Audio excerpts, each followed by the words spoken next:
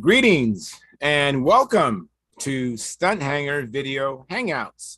My name is Charles Carter and I'll be your host this evening. I want to extend to you my gratitude for you watching Stunthangar Video Hangouts. If you're watching this as a replay, I want you to know that I host these YouTube live streams every Monday and Friday evening starting at 6:45 p.m. Pacific Standard Time. So please make a note of this so you can watch or be part of the live stream. Plus, we have an after party following the live stream, which is sometimes better than the live stream portion. You must be a registered Stunthangar Forum member to find the link to be part of the following after party and also the live stream. Now, here at Stunthangar Video Hangouts, we talk about building and flying model airplanes, sport flying, competition flying, and what you've been doing lately. To join our conversation, if you are already a member of Stunthangar Forum, you can find the link if you scroll down to the section called At the Bench. Now that's right below in memory of our friends. Now, if you're not a member or if you're not logged into Stunthangar Forum, the At the Bench link will not appear. Now, if you're not a member, please register at stunthangar.com/SMF. That's stunthangar.com/SMF. That's Smart Men Flying. That's courtesy of Jeff Riley. Now, when you register, you must use your real first and last name, separated by a space. You must also use a valid email address, or Sparky, the proprietor of Stunthangar, will not approve you. Now, if you're already approved and all that, but you still would prefer just watching us on YouTube instead of coming in to the live stream, that's okay. Great. Wonderful. What you can do is enter your questions or comments in the chat box right over here, and I'll do my best to make your comments or questions a part of the show. And I understand sometimes even I can't get a word in myself. So please be patient, and I will ask our illustrious panel your question or state your comment. And by the way, you only can do this during a live stream. So like I said earlier, I host these YouTube live streams every Monday and Friday evening, 6:45 p.m. Pacific Standard Time. Now, if you find the Stunthangar Video Hangouts that I host, or the many building videos, contest coverage videos that Sparky does on this contest, on this platform, informative and enjoyable, please hit the thumbs up, thumbs up, thumbs up. Doesn't cost you a penny to do that. That helps the analytics of the show. Also, subscribe, comments, share. All these activities help the Stunthangar YouTube channel grow. Please also consider supporting us through the memberships. The membership started just $4.99 a month, which is less than 17 cents a day. And to join, all you do is go down below, and there's a little blue button, and hit the join button. And I do it myself. There's 3 tiers. The lowest tier is $4.99, which I do every month. So I don't even have to do this, but I'm not asking you to do something I'm not doing myself. So please support us. And there's other tiers above that as well. Now, with your memberships, you get access to member-only videos. Not all of the videos that Sparky does, or even the show, not all of them are available. Some of them are just earmarked for just members only. So you have access to all those. Plus, you have Sparky, who has 60 years experience. Plus, and in my gallery, sometimes I have former world champions, sometimes former national champions, even have a Romanian champion that comes in. So you have access to some really talented, experienced people. You don't have to reinvent the wheel. You can just build on the shoulders of these giants that we have. All right. Now, if this is Sparky's YouTube channel, this is not mine. I have my own YouTube channel. If you want to get in touch with me, go to Stunthangar. Go to Fly. I'm losing my mind at this second. What is my channel called? I'm just drawing a blank. Oh, Flying Control Line Stunt. Go to Flying Control Line Stunt. And if you would, locate the 2019 AMA National Championship video, which is a video that Sparky shot with his video camera of me flying my flying his beautiful Junar XL, and beautiful plane, extremely light. I think it was like 58.5 ounces. And we're talking about a big plane, like 710 or 720 square inches. Plane flew beautifully. One of the best flying planes I can remember. I might have flown a better plane than that, but I don't remember. Great flying plane. Check it out. It's my one of my bucket list days. You know, I've always thought I would never make it to the Nationals, and there I am. And Sparky is videotaping my first official flight. So please check it out. And, you know, like, share, and subscribe my video as well. My videos as well. I have like 9 or 10, maybe 17 videos on there. They're mostly all flying. Sparky's channel is mostly all building, plus the shows that I do. Anyways, I think I covered everything. I want to just make a recommendation. Sometimes we have like 15 to 20 people in the gallery. It is hard to, I know it's hard to wait for someone to take a breath and then, you know, insert your question or comment. You can hit the hand raise button. There's a thing you can do, and that way I can see that you're waiting to get into the conversation. Okay. And without any further ado, I'm now going to post a link at stunthangar.com. And let me go there right now, and I'll post the link. And that way, that's how you get into the show for the most part. That way we can kind of keep the trolls out. Unless I know you, then I could email you and get you into the show that way. Used to have a problem with trolls coming up, especially when I first started. Anyways, some people have nothing better to do than try to get a reaction out of people, right? I'm gonna make my way now to what I call the control panel. Hope everybody had a good week. We're heading into the weekend. I went flying today, and I was very fortunate to have an expert judge in Eric Rule come down to watch me fly and give me some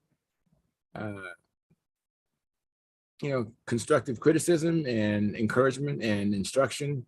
It was very good. Mostly worked on starting at whatever the height is of the maneuver. Maybe it's 5 or 6 feet, but returning back to that 5 or 6 feet. And according to Eric Rule, a lot of people don't end at the same height they started. And so that's what I was working on. And he made it sound like a lot. I think he said 85%. So it's the top 15%, and even a smaller group that actually are able to do that, and that's why they get rewarded with high scores. So that's what I was working on. So let me see here. I'm in the control panel now. I see we have 10 concurrent viewers. We only have 6, actually 11 concurrent viewers now, 6 likes. So please smash the like button if you haven't done that yet. It won't cost you a penny. Won't cost you a thing. And it helps the analytics of the show. And then we'll be cooking with gas very shortly. I see we have a couple of people already in the gallery. And just let me take care of some business real quick here. Make sure the show is monetized. So let me make that now and make that so. Okay, great. And then let me just catch up in the chat box real quick. Gary Sinclair, who's in the gallery, he's also a member of our YouTube channel. He supports us with a monthly donation. Is one of 3 tiers he could be doing. And he's also a monitor of the chat. So he has the ability to boot you out of here if you misbehave. And then Mark Lumen, who's also a member of our YouTube channel, another supporter. We appreciate that, Mark. He provided us with a like. And then Daniel Berry Sports Highlights. He says, evening, happy Friday. Yes, thank you very much, Daniel Berry Sports Highlights. And then Edward Carlisle, he's provided us with a like. Thank you very much. And then Gary's in here. Thank you, Gary, for coming in. How you doing, Gary? Pretty good. Fantastic. And Lynn Burrell's in here. Hey, Lynn, you're back home. Hey, guys. How we doing? Yeah, back Good. home. Very good. Very good. You betcha. Good to be back home. It was a long way. I Yeah. bet. That So was that's it was a lot of basically driving. on the West Coast. You have to kind of go toward the West. Well, yeah, we were, it was about 21 hours each way or so, something like that. but we did it over 2 days, but it was 2 long days. Yeah, that'd be like me each, going to each Nats way. from here. Yeah. You had to come Yeah, down it in the was- States, didn't you? And then come across. yes. Yeah. Yeah, we did. We went through Duluth, Minnesota and up. So we went through Michigan, um, Wisconsin, Minnesota, and into Winnipeg. Very But good. yeah, So it's a lot of driving. you've been doing any flying or building since you Yeah, got we got out this week, flew my old SV11 with the Rojet 76. It flew good. So how does that compare to your the plane you flew at the team trials? I mean, what's the difference? The plane I flew at the team trials is way better. No doubt about it. The pipe run is much better than the 424 now I've discovered. Now that I've learned how to run a pipe motor. Yeah. Yeah. That plane and that motor combination ran absolutely perfect in Winnipeg. It didn't give me any troubles at all. It was right on the button.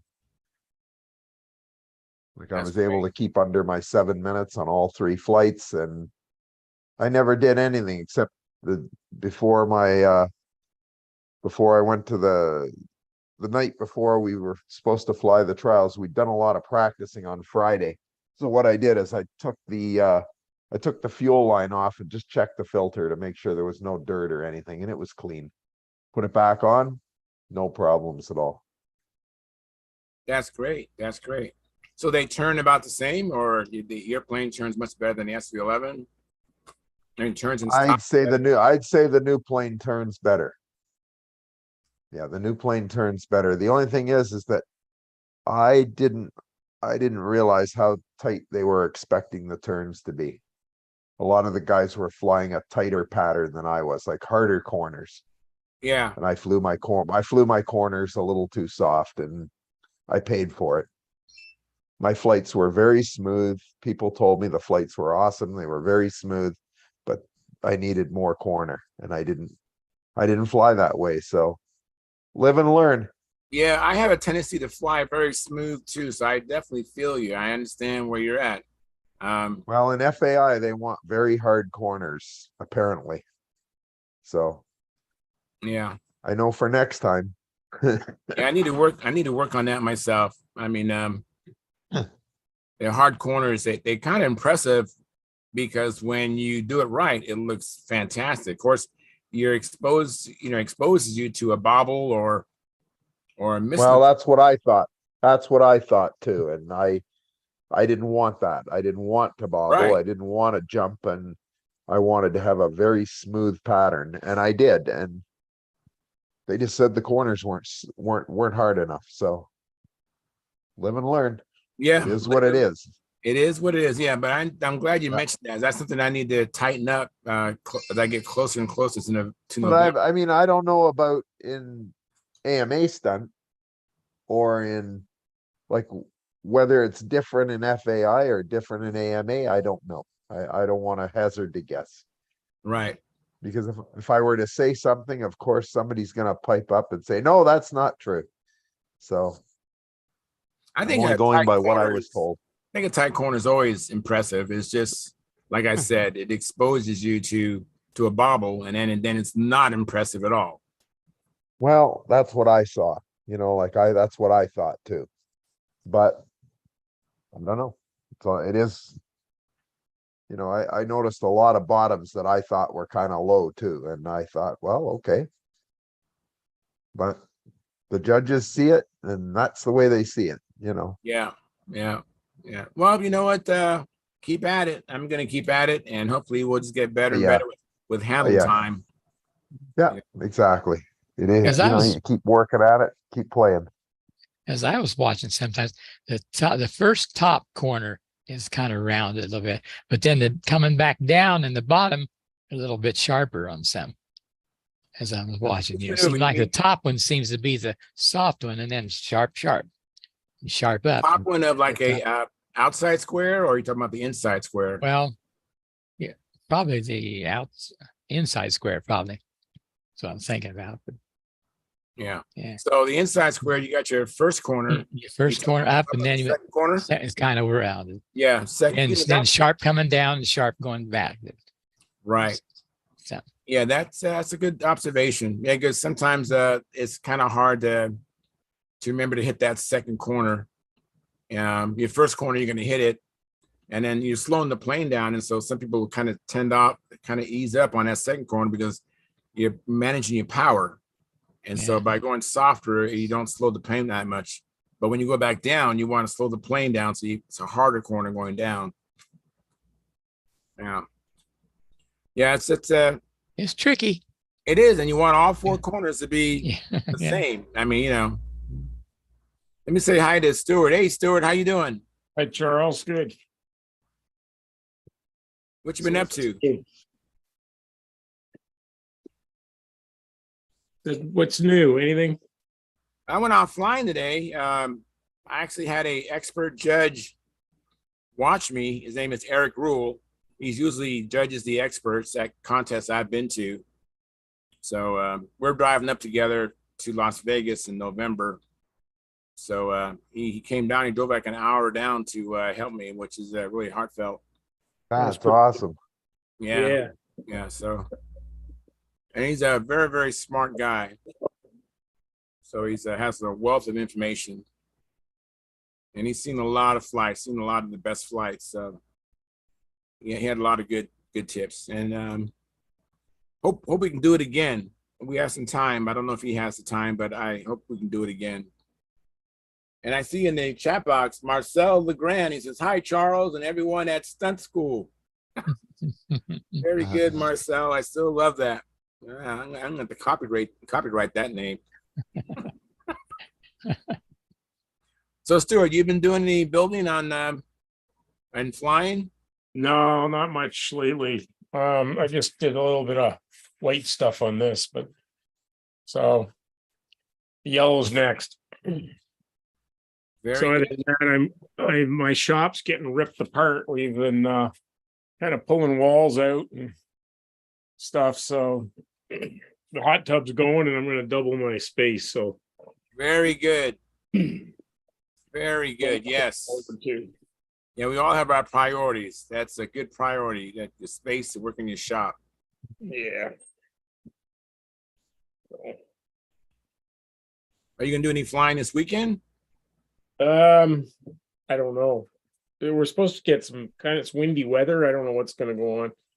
So, hey, Len, when's the ringmaster? Tomorrow and Sunday. Yeah, this weekend. Oh shoot! It's like every year. I don't know if I'm gonna make it. Okay. Well, it is what it is. Yeah. You can only do what you can do. So Yeah, we'll see what happens. I don't think I'll make it tomorrow. I just got too much. I got to get the basement finished and get stuff done. You got to do what you got to do. I understand. Yeah, same here. Hey, John Miller's in the house. Hey, John, how you doing? I got my hair sticking. It looked like I stuck my finger in a light socket. It is you. Yeah, you got a little static electricity going on top of your head there. Yeah, right there. Well, at least there's some hair showing up there, you know. Yeah, Hey, I know. There you go. You got more than me. You're doing well. Look at that. We're all baldies in here tonight. Yeah, that's right. Every one of us. Well, when we get, I'd say after we get a bunch of people checked in here, Charles, I've kind of got it figured out how to kick off what we talked about last week. Yeah, the takeoff, the rollout, and level flight maneuver. Yeah. I look forward to it. I was actually I had hoped to download the AMA pattern so I could actually share the screen with that illustration which explains it. Well, that'd be great. Also, if anybody has the rule book and what the rules say the maneuver should look like, I'd really like them to be able to read that. Yeah, I have a rule book. I think it's 2022. Hasn't bound. I don't think it's changed. Yeah, it's close enough. I can read that, but I wish I had made the time to bring it into my computer so I can share it with everybody so you can see. Here's my demonstration. Oh, that's a good idea. I love that. Say, I'm with you. Let me make it big real quick, but I get it. I definitely see where you're going. There with we that. go. I- Yeah, I've got it marked off in quarters. yes, excellent. Great idea. It's a great. It's a simple visual, but it'll do the job, I think. It definitely will. Thank you very much. I appreciate that. It's awesome. And since I don't have a missus, I can mark on the bottom of the plate. Yeah, otherwise she'd kill you. You're right. Yeah, right. Very, very good. Very good. Yeah. Oh my goodness. So you've been doing anything on your SV11? I know you got to be making preparations for. I'm making preparations. I've been busy as I'll get out with a bunch of things. The bad news is I found out yesterday that I've been exposed to COVID. Oh, really? Yeah, I was over. I take lunches at the senior center. One of the guys came in there and evidently he had COVID. And where he lives in a care center, not care center, but low income, low old folks housing, Yeah. right next door to the senior center. And now they've got, like, last count, about a dozen people that got COVID in there. Oh, So, damn it. yeah. So so far I'm okay, but I'm keeping an eye on it because I don't want to go passing it around. Yeah. Yeah. But in the meantime, I'm working on, I'm going to make a set of lines of this 100-pound stuff, test it out, make sure that I don't see why it wouldn't handle it. It's like Dennis does. He takes, what is it, 40, about half or a little less than half the weight of it, what it's considered per line. So I got 100 pounds, so let's say 45 pounds each line. Right. Well, 45 Good to pounds total. So it's like 22 and a half pounds on both lines. You're safe. Actually, it should be 45 pounds on both lines. Anyway, so I'm going to make up a set of lines at the 100-pound. I've got a set that I just got to do the last line. And that'll be it's 66 pound test. Fins 40. So those then I'm going to retest the fins 40 because it was snapping at about 40 pounds and it's 66 pounds. So make sure that it's at least 40 pounds because I don't want to take after this ugly looking SV11. I mean, and it is ugly. And, it's discouraging because I used to be able to build beautiful airplanes. At least I thought they were beautiful. Mm-hmm. And I can't do it anymore. My hands I don't have the capacity. And yet I even messed it. It took me a year to build it and I messed it up, the R. So, I don't know. Just have fun with it, John, and don't worry about it. Yeah, just go to have some fun.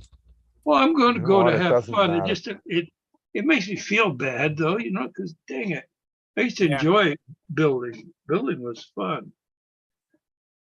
Right. And it's not fun anymore.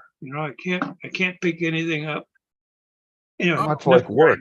Enough griping and crying on my beer. But I Oh. totally understand that it's not fun for you because, trying to handle a little screw with your limitations, it's got to be so frustrating. That's no fun at all. It doesn't sound like fun. And keep dropping and trying to pick something up. And I got a big magnet for that. So if it's steel or iron or anything that has a ferrous material in it, I can find it real quick. But if it's brass, well, I'll find it when the place burns down. There'll be a little puddle of brass over there somewhere. little brass, little puddle. Yeah. I noticed that Andre Ming is making a comeback on the forum. I don't know if you know him or not. He used to work for Fox. He's one of the guys that did the honing and the lapping in of the engine and that. And apparently he built 6 engines that went to Bob Gieske, and one of them was most likely and very definitely the one he won the world championship with. But he's coming back, and he's got a poster that says, "No glue? Are you serious?" You know. And I think I've got it bookmarked. I think I'm that what do they call it? Android glue? Android, not Ambroid. Android. It was a replacement glue. It's in a plastic bottle, but it's pretty much identical to Ambroid. Oh, yeah, I think someone mentioned that a while back, but I never did pursue it. Well, I got it bookmarked, and it looks to be pretty much the same stuff. It's a cellulose base, all that. So probably post that on there for him. But he's looking for glues, but all you can find is Duco. Excuse me, Duco now. Right. Sigmat's gone, Ambroid's gone, Testers is gone. I think on Brodax, I don't know if it's my wish list, but I have Sigment. There's Sigment, I think, still. Is there? Well, it won't last long because they're not making it anymore. I understand. It won't last long, and neither will the people who are using it. Oh, that's true. Because you see, the people who want to use those glues are the people who've been doing this since like around 1970 or earlier. So the rest of us have gotten used to, like Tight Bond, epoxy, and CA. Yeah. I mean, I wouldn't even entertain using something like Sigmund or Ambroid if it was around in bushelfuls. I wouldn't even entertain it because I look at it and go, "Oh my God, it's so slow." For starters, it's not that strong. Yes, it's light. I get that part, but the other glues can be light too if you use them sparingly. Well, you're absolutely right. And they're fast. And the thing, I don't have months to build an airplane. I mean, some people do, and I get that. If you have lots of time and you enjoy using those glues, I think that's great. You got 2 years. The trouble is they get harder and harder to get. Like, I mean, sometimes people need to really try and kind of get with the times and go with what's out there, because you'll spend days and hours trying to find this stuff that isn't out there. Well, you got a point there, Lynn. And there's the thing I can say in favor of the Sigments and the Testers and the Duco and the Ambroid was that the glue joints, first off, you're right, they are light. And if you double glued, you got a lot more strength out of it, but then they were a little heavier. But when you come to sanding, you got a glue joint on somewhere that's, like you glue your balsa block onto the top and you want to sand that in. Well, you've got, if you used Ambroid, Duco, all of that kind of cellulose, you can get that where you will not have a line. That's a good thing. I agree. For certain things, I guess they do work well, I'm sure.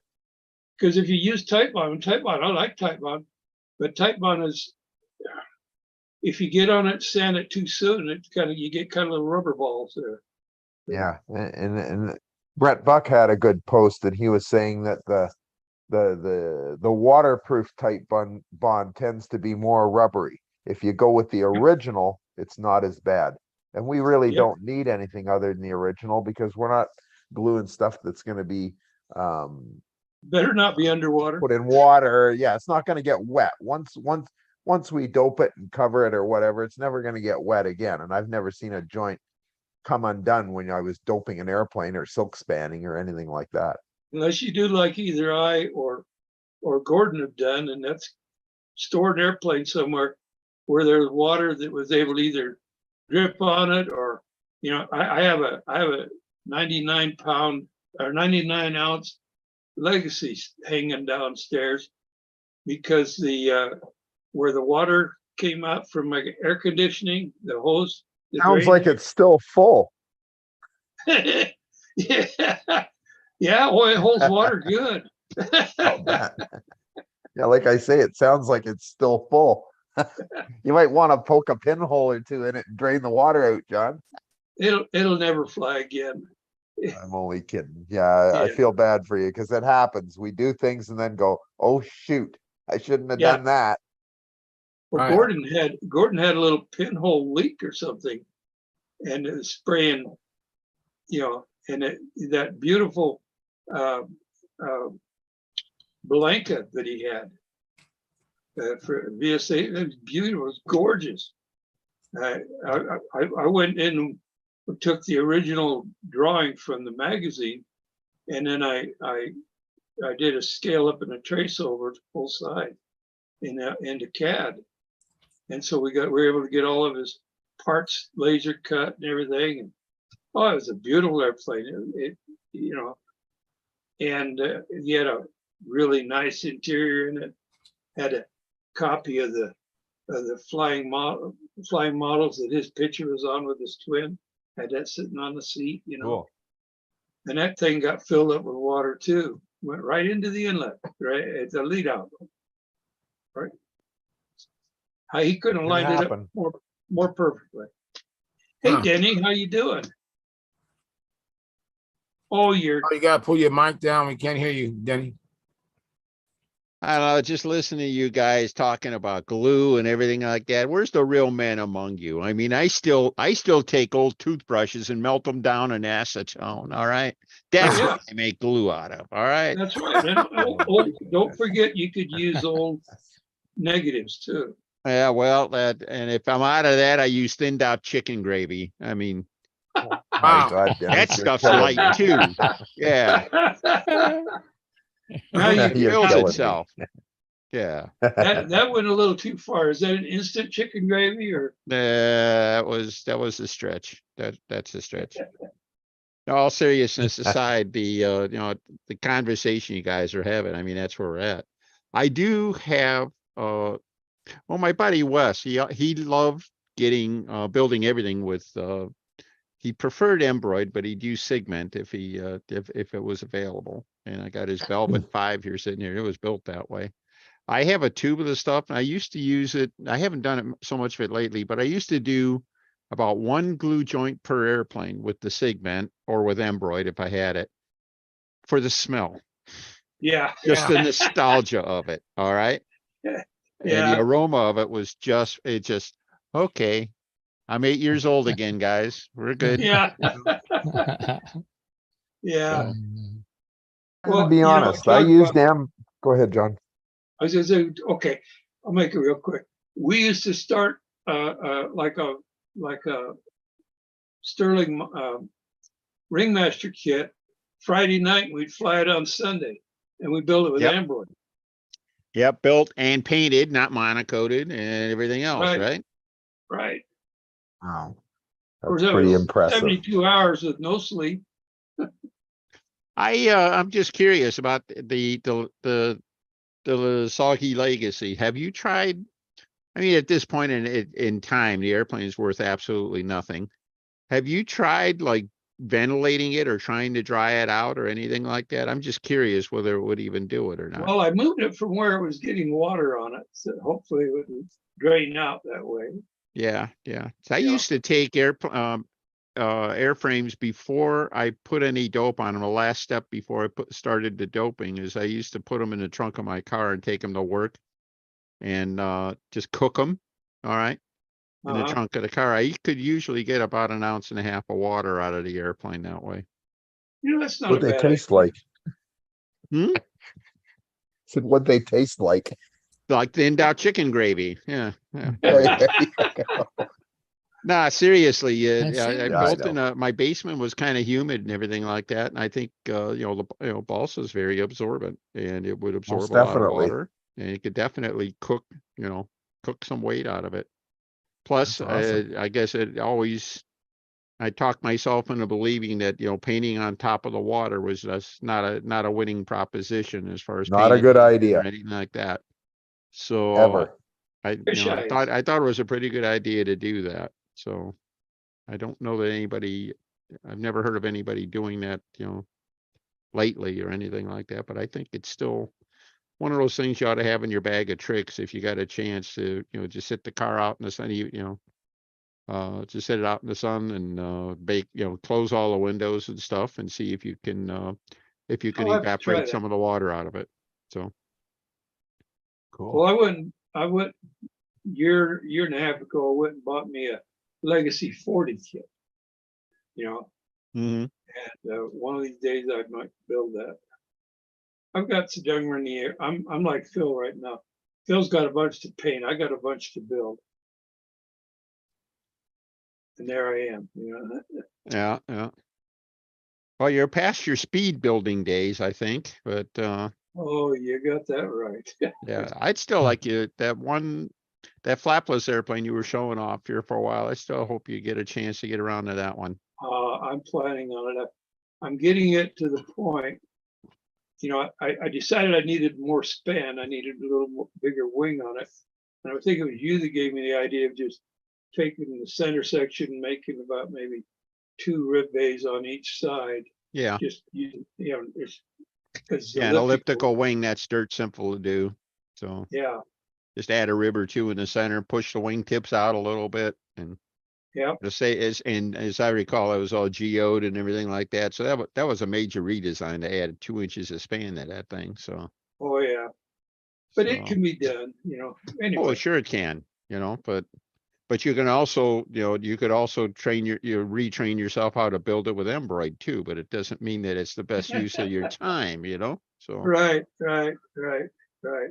And I think like Len was saying too, tight bond 1, tight bond 2, I think are all about, pretty much the same. I never got the tight bond, never used tight bond 3, but it's like, okay, either one of these glues are like 3 times as strong as any piece of wood in the airplane. I mean, it's like, some point in time, it just becomes kind of, you get to the why bother stage, Right. Well, Right. If There it's was- it only has to be strong enough.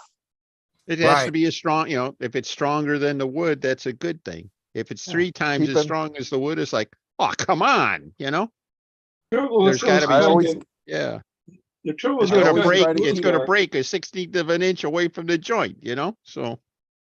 the trouble with those I kind always of glues try are to is if you're laminating, you don't want to use them laminating. Right. Well, there's You actually could. some techniques I've tried on that. I've seen in Stunthangar, people were doing things with like plywood doublers, installing them, and then you put like dots of glue. All right. And you try to do it in such a way that that they all don't, squish together, and that there is at least a path for moisture to come out. Okay. One other way is use Gorilla glue. I've That's used that what I- sometimes. I've heard of was it Tom Dixon likes using that for planking foam wings, which I thought was pretty awesome. Well, it expands. It expands. You get it's wet. You put the wood on wet, and then it expands. It causes expansion there, and it fills all those little joints around Yeah, the it can beads. do all of that. It can do all of Yeah. that. But again, I guess I'd be very careful about how wet I made it.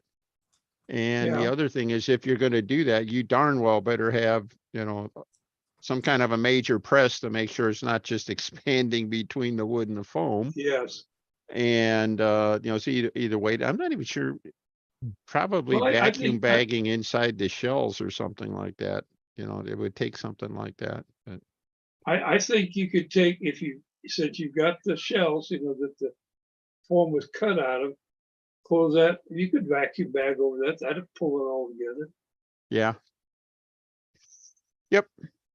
But, yeah, vacuum But that's bagging. where epoxy comes in. So, the first use I ever had for epoxy, I built a Sterling Flying Fool, and that top wing kept flying off. How many times have I heard that?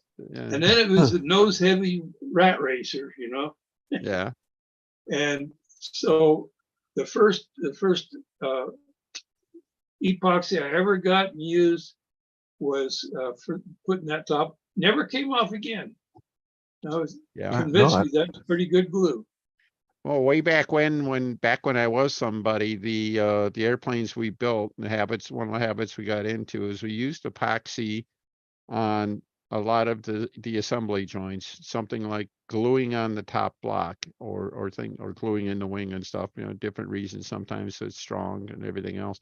But the real advantage of epoxy over anything else you can use is that it does not shrink. Right. Right, you can right. glue the joint and it stays, and that's the biggest knock for me on something like tight bond, is that you Yeah. can pull a hellacious bend and warp into a fuselage or a wing or anything like that if you don't do your homework. So you really gotta keep, be mindful of where you're at, because you use that to glue, say, sheeting on against a 1/4-inch spar and stuff like that. You'll have the prettiest elliptical dihedral you ever saw. All right. Uh-huh. Yeah. Let me get a little word in here. I want to welcome some people that came in. Wayne, thank you for coming in. Wayne Rice, I see you at the bench. That's okay. I just want to acknowledge you. Thank you for coming in. And Cha-Cha, thank you for coming in, Cha-Cha. Appreciate that. And Carl Reed, missed you today. Thank you for coming in anyways. So But did you miss him so much that you didn't fly waiting for him? No, you didn't. You didn't miss him that much, huh? Okay. I missed him, but he said he wasn't going to be there today. Ah, okay. So I'm sure he missed us. So Carl, we had myself, Joe Mata, Stu Mossman, and Eric Rule. Eric, what's he You up got to Eric these days? go up. Eric Rule was critiquing me and helping me out, helping me in preparation. So I'm sure Mike Lonke is listening. So we have fun with this. So Mike Lonke, Eric Rule is like an expert judge, 35 years experience. Just I'd like to see the picture there in your bathroom mirror and stuff. I bet you got a picture of Lonke there, just like Rocky with Apollo and everything like No, that. what he Got a picture there, and dartboard. everybody sees him every day. And then the day before Las Vegas, he's going to grab that picture and wad it up. Lonke, you're dead, mate. He's got that picture mounted on a dartboard. Well, that too, but. See, now I don't dislike Mike Lonke. He's not my enemy. Well, that's got nothing to do with it, but I don't know. It's just fun. We're having fun. I'm sure he's listening, probably cracking up while he's doing his thing. I got a hunch he might jump in on that one. But I think so. I'm baiting him. That's for sure. I'm baiting him for sure. Marcy's cracking up. He doesn't think you're gonna beat him. Well, you know what? He probably does think that, and he's entitled to, because he beat me. I stunk the place up last year, but my SV-11 is flying totally different flying airplane. It's not even. That's awesome, Charles. It's not even the same. So it's that is one of the awesome things about this is I don't know, just thinking about that. I never used to trim out airplanes after about a dozen flights or so. I get it, 4 corners level. Okay, it'll fly and I'll live with it and I'll work with it, go to work, go practice. All right. And of course, there's nothing wrong with that approach at all. But, now it's like, gee, I wonder what if, and gee, I wish it would turn a little tighter or a little looser, or gee, why do I have that trouble at the top of the hourglass or something like it? And you get tweaking away and stuff. I've been pretty lucky. Most of the things that I've done have been positive. I haven't done too many things where I, tried to trim the airplane and it got worse. I tried some things that didn't have any effect, but I've been able to, for the most part, I haven't done anything that was negative. So, but you don't know. And it's like, all right, what's it going to cost? It's going to cost me 6.5 minutes to find out if it's a good idea or not. Exactly. And if you don't like it, you go back one step. Amen, brother. And you just make it so you can go back. So absolutely. Yeah, so I did do a little bit. I mean, I shortened my downline. I noticed that I was having to hold it, down to fly level. So I shorten the down line to alleviate that. But other than that, it's flying really good. It actually flies better in wind than it does in without wind. So so I actually like flying it when it's kind of windy. It actually flies better. It's more comfortable in the wind than it is with no wind. So that's kind of nice. That's So we'll great. see. Mostly worked on just starting at the entry level and coming back to that same level. Yep. So that's kind of, it's a simple thing, but that can have a rippling effect throughout your whole pattern. That's it. Yeah, don't you love it when you do an inside loop and it gets tighter as you go around? And you come out. I don't 5 foot? like that. You go in at 5 foot and you come out at 10? Yeah, that's what I typically would do. Yeah, so I've been working on that. Yeah, just What did you do? my hand's here, and it's all in my hand. I was, just coming up here instead of coming back down here. So I just really focused on getting my hand back down to where I started. Well, I don't know if I fooled myself or I just saw what I wanted to see, but I come to the conclusion that once you get your plane to where it's turning the same both directions, Right. so you get equal turns to the inside and equal turns to the outside. Then if it does that, if you're in a loop and you hold your hand, lock your hand so that you're not changing the control input all along. The plane, if it's balanced correctly, the plane should just stay in that loop, and it should enter and leave at the same bottom altitude. Right. Now, if you go around and it gets tighter, and you have to fight it to open it up to try to get your lower, your tail heavy. Right. Okay. And if it does the opposite, if it tries to open up, you have to close it down all the time so you don't plant it in the ground, your nose heavy. Right. And what's happening is it's going around the circle. It's got that centripetal force going on it. And if the weight, if it isn't balanced to where the plane wants it to be, if it's tail heavy, it'll throw that tail out due to the centripetal force. When it throws the tail out, it tightens it up. And if it's the other way around, it throws the nose out, it opens it up. I don't know. Yeah, I agree. I totally, and I was heeding your advice. You told me that a year or two ago, and I've been very conscious of that behavior. So thank you very much. That has helped me a bunch, John. So you can track it around there and just let it fly. Yeah, it flies. It flies better than me. Well, I don't know. It sounds like you were, I forget the name of the meet, but it sounded like you had a pretty doggone successful meet not too long ago. Yeah, I did. Yeah, like I said, yeah. S311 is flying, it's landing and taking off better, flying better. And I think remember I had like number 5 in gain, and I'm down to 2. It's flying really nice. I put a lot of I induced a lot of my own problems. So over the years I had that plane, and I've just pretty much rectified most of the things that I induced, and now it's flying the way it should fly. So we'll see. We had a fella here in the Salt Lake area. He's a good guy, and he wanted to be a really good flyer, and he built really good equipment, and he built good airplanes. But we'd go out to fly, and we'd all be, you got Gordy there, and you got Jimmy, and those are the two main ones that had a little bit of an idea of what they were doing.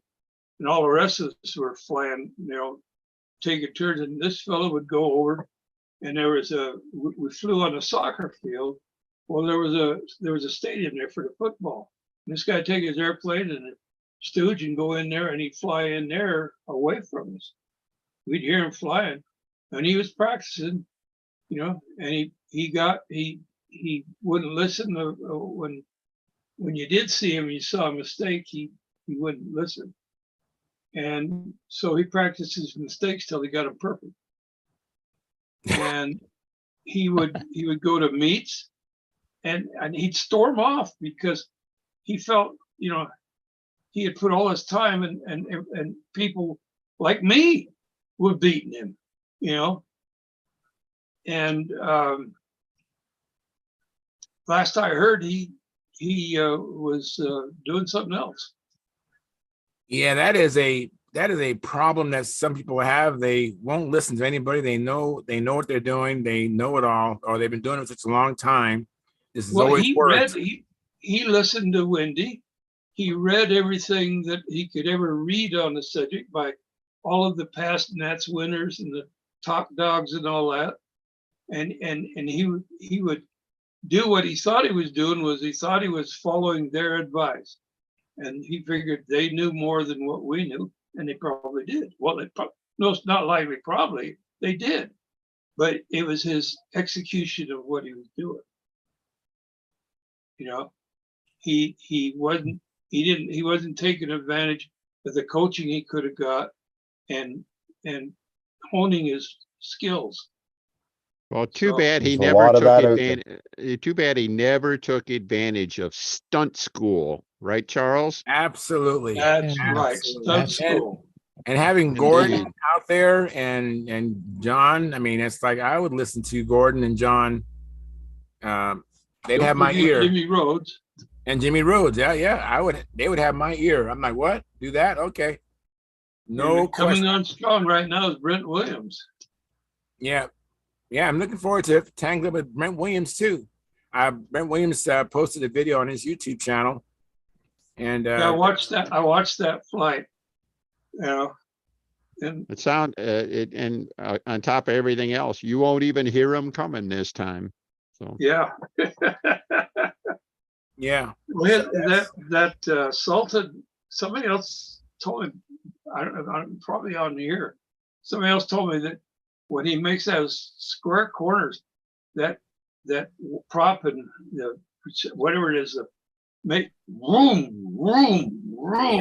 Yeah, it still makes a noise, but it's not as bad as it was when I saw it at Las Vegas. More last year. noticeable though than any other electric Yeah, that I've heard It in a is. long time. It is a little bit more noticeable than any other electric. But you know what? He's I making don't know whether he's making some very hard corners too. I don't know if he's mounted at base or if I didn't quite get that, John. Can you repeat that? I say I don't know if the motor is mounted at the base or at the front. Oh, Whether yeah, I don't know. That might have anything to do with it. I don't know. I know it's a I think it modified. was front mounted. It's a modified Sultan that was Yeah. IC at one time, Mm. Yeah. and he changed it to electric. So I don't remember how he. I'm almost certain that okay, so this wasn't one of Norm Sultan's. This is actually Yeah, it was Brent's one of Norm's. modification. Oh, okay. I thought Norm was using all front mounted motors, but I don't know that. But I would presume, I would presume that Brent would have probably tried to duplicate what Norm was doing, because Norm stuff usually Well, worked pretty doggone good, But Yeah. I think this was one of Norm's IC Sultans. Okay. Yeah. Because as soon as Norm got his hands on electrics and that, he sold all his pipe engines and everything. He covered them all, went all electric, just almost in a matter of months, he was flying all electric. Yeah, I know that can happen. That can happen. Well, hey, here, my last time out. In fact, the last flight I've flown this year so far, I still plan on getting out, but the last one I've actually flown, I flew a piped PA-51. Very nice. What'd you think? Really? Well, I flew it twice. The first time I kept hearing things. I didn't know if they were there or not. It was like, oh, is that right? And oh, did that change tone? Oh, does that run the same upright? Oh. The second time I was like, I would have been better off if I had taken out my hearing aids, but I didn't. I just said, oh, fly the damn thing, Dennis. Oh, and it worked just fine, Yeah.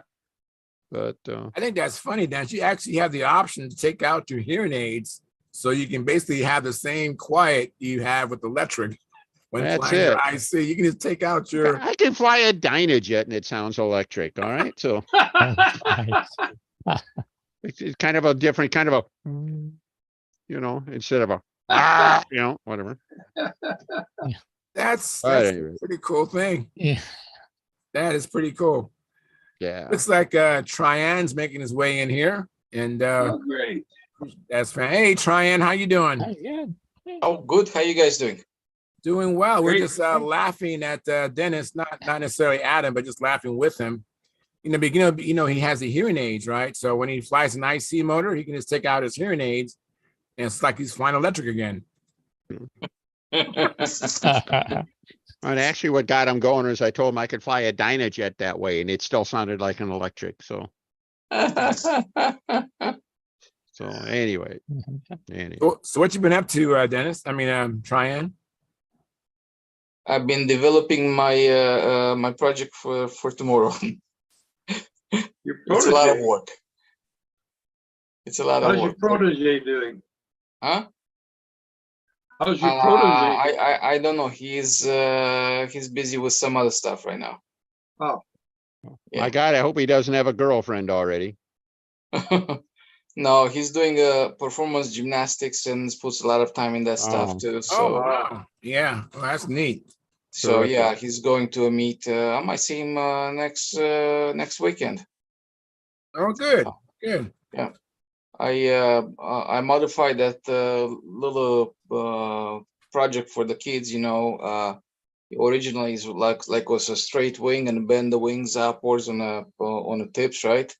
And I Right. just make it like a simple dihedral because they droop down, they don't hold their shape and stuff like that. So it's just bad. So I didn't like that. It flew nice. I mean, once you trim it out, it flies very nice. But not a whole lot of dihedral. The stability is not exactly there, and yeah. So it's fun to develop stuff, right? Mhm. yeah. Yep. Not, It is. not to change the subject, but back to your protege for a minute. If he's into gymnastics and that, we may have another Dave Fitzgerald to do in the overheads. Mhm. Mm. Have you ever Well, seen actually, him do it? what I was thinking is that if he's into gymnastics or that kind of pursuit, it's a solo pursuit. He's competing with himself, and the mentality that he develops doing Mhm. gymnastics is very much like the mentality you have to have when you're a stunt flyer. Yeah, And I could, the discipline and everything like that. I could see that being yeah. that's There's that's a direct, So and there's another thing that happens right now. It's in gymnastics is very regimented and is very strict, right? right. And if your coach tells you to do something, you just do it. That's it. It's Mhm.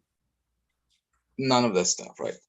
So Go when I was back talking to that. him, instructing him, and I said, "This is what you're gonna do from now on." Boom, boom, boom. He just does it, Mhm. and That explains an awful lot. I remember you talking about the way, you were working with him and talking to him about geometries and stuff like that. And he just went out and did things, and you just brought perfect clarity to that. He's used to doing that. So, yeah. When I teach him how to take off, and I said, "Do not move your wrist at all. Just Mhm. lift up your hand slowly. Just do this slowly, and allow the plane to slip off the ground." That's exactly what he did every single flight. Perfect Yeah. takeoff, almost from the start, right? Oh, When I'm glad you brought up that I was takeoff. thinking the same thing. We're gonna do a segment on the takeoff and level flight. Mhm. So I'm glad that you brought that in. You brought that up, Tryan. So Yeah, let me just read. on Let me read the takeoff, rules. yeah, Let me on read the takeoff, rules. you don't move your wrist at all. That's it. Let me explain the maneuver. Takeoff. This is the first maneuver in the stunt pattern. So you take off, and says a correct takeoff consists of the model rolling smoothly along the ground for a distance of not less than 4.5 meters, which is like 14.8 feet, but not greater than a quarter of the lap. The model then rises smoothly into the air with a gradual climb and smooth level off to normal flight level. and over the point at which the model commenced its ground roll, the model continues on for 2 smooth level laps of normal level flight to the point of the original origination. So you get a maximum of 40 points, and everyone has to take off. So you might as well, try to get 40 points, right? And they're almost given to you because they're. Yeah, and some of the most common mistakes you see is people roll out and just leap into the air before they get to, they don't even do the minimum of the 14.8 feet. And so that's one of the biggest errors you'll see. And what else to do? What else? It's another error that people do. Oh, the one of the errors is having. I don't know if you call it an error. I think some judges would pick up on it though. If you're standing up and you're just standing up straight and you go to take off, your inboard wheel will lift off first. Okay. Okay. And so now as you lift off, your wings are not level. You're pointed, your outboard tip is pointed down. Right. And so that's one thing you want to try to. And the way you avoid it is simple. You get your hand down low, or you squat down low. I'll tell you how I do it when we get to there. But and you get it down low, so when you do clear the ground, you're not pulling that inboard wing up. That it's just staying straight out. Oh, interesting. So you want to go ahead and start? I'll start it off because and then I'm counting on all you guys adding to it. All right. Okay. So like Charles said, in the pattern, there are 2 maneuvers that we always have to do. Unless you crash, you're going to do them both. And that's going to be a takeoff and a landing. And those are the easy points to get once you spend the time to learn how to do them right. And since there's not a whole lot of fancy maneuvering to do it, there is maneuvering, but not like doing a 4-leaf clover or something. You should be able to make those some of your highest scoring maneuvers. And you may as well get the easy points right up front, right off the bat. And the easy points, go ahead. No, I interrupted. Finish your thought there. And the easy points are in the takeoff and landing, but there's ways to get them and there's ways to shoot yourself in the foot. Go ahead, Denny. Well, I was just going to say the flip side of what you're saying is where people run into troubles because there's not a lot of errors that can be made. So any error that you do make becomes huge. All right. Thank you. So you have to it's deceptively simple. And you pointed out some of the errors. People jump off. They'll jump off 6 inches off the ground. And then they'll pretend, now it's level, now I'm climbing. Most people climb up and I think more often than not, you'll see people reach their level flight too early, like half a lap or something like that. And then another thing is that it's takeoff and 2 level laps, which means you're not finished when you come around in front of the, past your takeoff point. Wherever you're at, you got to be locked in, baby. You are locked in for 2 laps. And that's 2 level laps without any of these simple little things. All right. It's, oh, gee, that's a little error, but it's a huge error because because it's about the only error you could possibly make. So that'll ding the points down faster than anything. So, yep. But still, it's where the points are there. And if you don't take them, you're giving them away to your competitors. It's the old thing. Every maneuver, you start off at 40 points and you start giving them back by making little mistakes, big mistakes, whatever else. You start giving doling those points back, giving them back to the judge. And that's what you want to avoid. So exactly. Anybody else want to add anything? I have not ever, in fact, I'm not sure I've even tried the thing squatting down or anything like that. I had somebody here at the Cleveland one of the Alamoff boys asked me about, squatting down and take off and stuff. I says, if I squatted down like that, I'd be flying the next 6.5 minutes in a squatting position. Because I would never be able to get back up. All right. Well, you The can kid's bend. 15, he was about 14 years old. He had no idea what I was talking about. So Yeah. just wait, But Well- seriously, I think it's another one of those body position things we talk about, like what you're talking about in the wingo, where you move your body position, you make a wave over the top, you move your body position and take off, and then your smooth takeoff starts doing some of this kind of stuff. So you have to be just very, very selective about what you're going to do. I'm willing to take a chance on the inboard wing or inboard wheel lifting sooner, because I think the alternatives are more painful. Is that a mistake? I don't think it's a mistake, is it?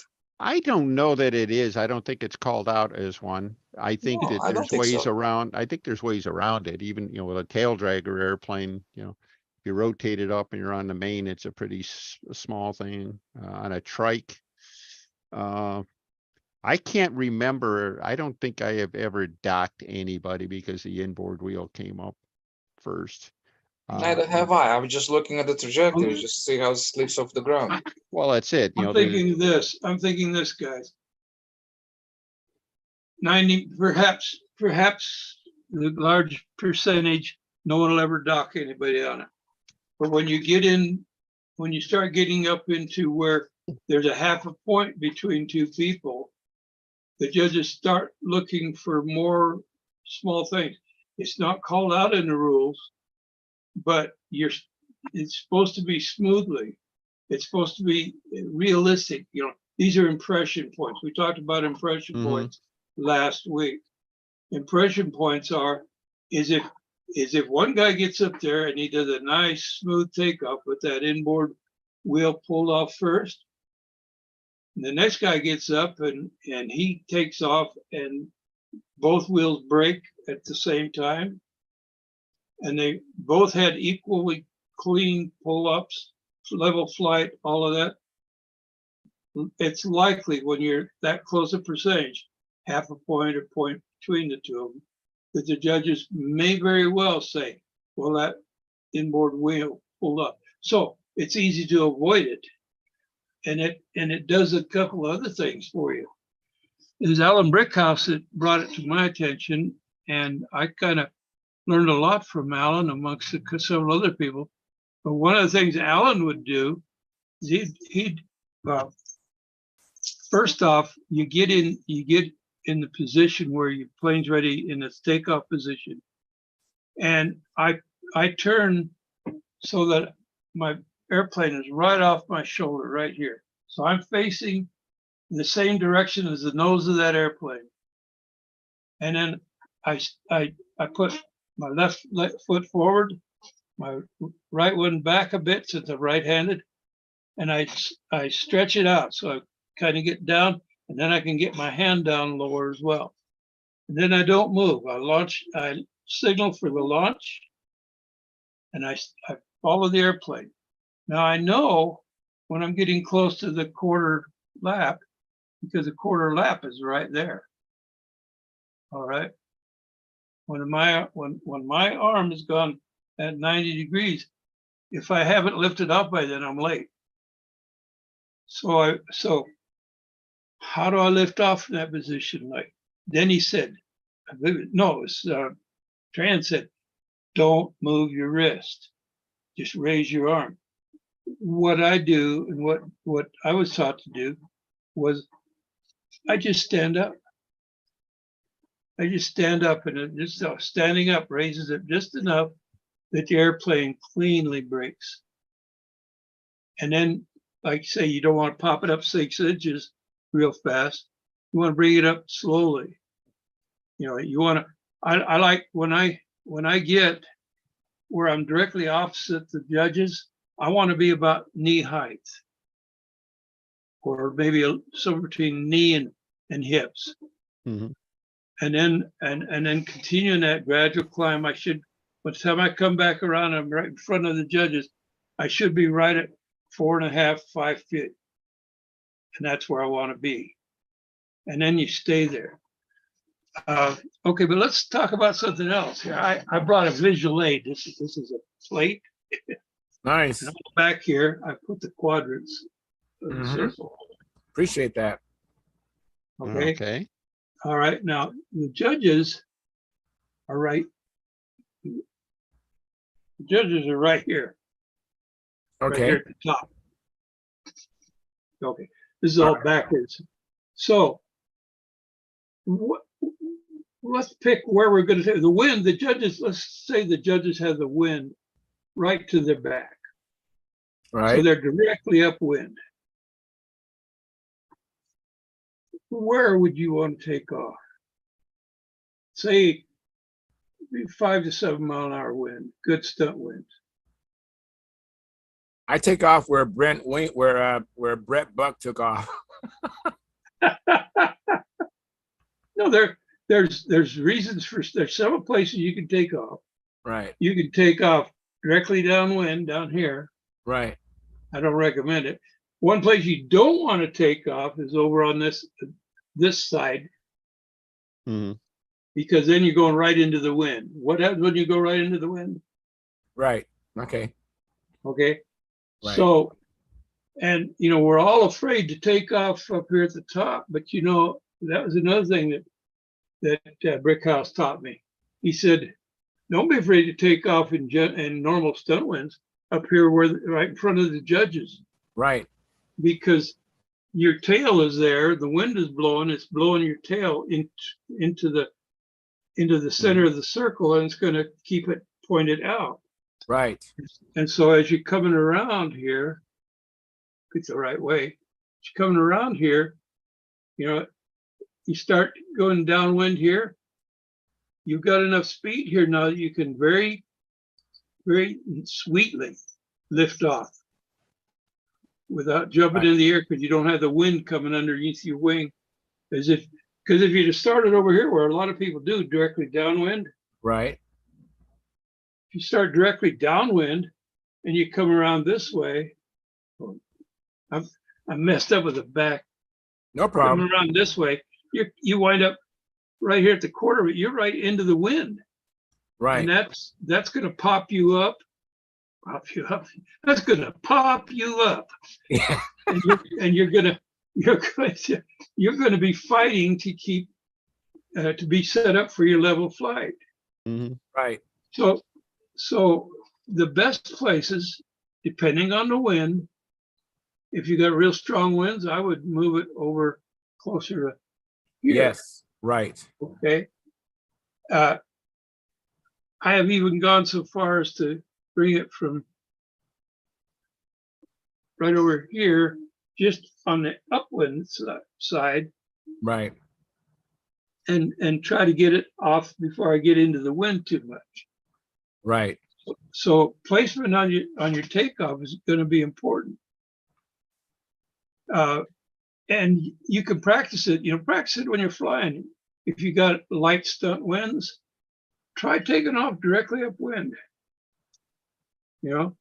See what happens.